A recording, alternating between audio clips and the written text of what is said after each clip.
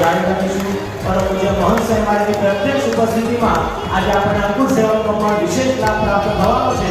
તો દરેક હરિભક્તોને નમ્ર વિનંતી કે પોતાનું સ્થાન જાળવી રાખીશું।